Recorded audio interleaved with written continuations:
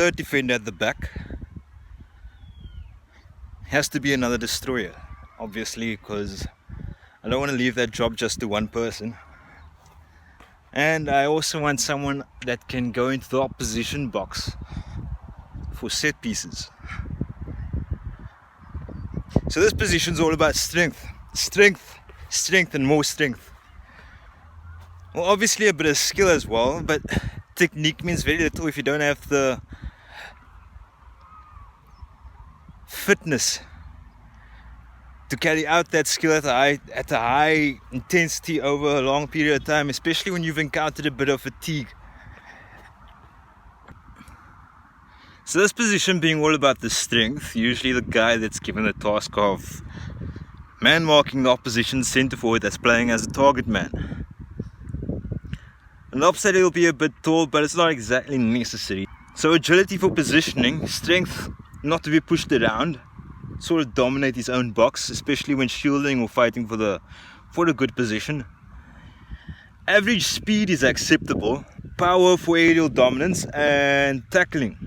And obviously good flexibility with decent stretching habits so that he doesn't get injured every season.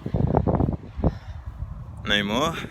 This one I'm sure is a lot easier to accept, having played at a very high level for both club and country for quite a while now.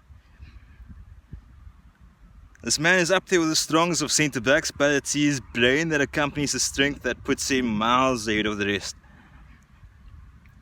First and foremost, he isn't childish, like most of these overpaid forwards, but luckily this part of the pitch doesn't really include players that are paid too much too early. Harry Maguire. He really does celebrate a good tackle, which shows his mentality and intelligence are both centered around gaining momentum with each moment to push towards a win. Typically not afraid of a cynical yellow card, and is quite fluent in the art of mind games. Never ever afraid of a 50-50.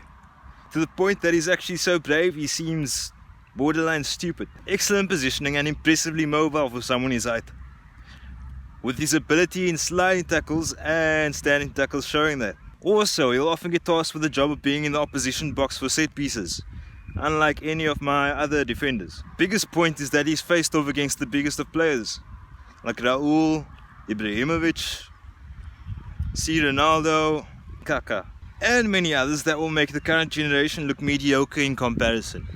It's like I said, strength, and strength. Not just max strength, but true strength. I'm talking about high quality skeletal muscle. This is what makes him so mobile for his size.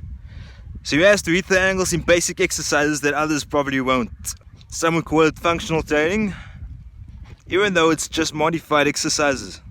So here are a few examples.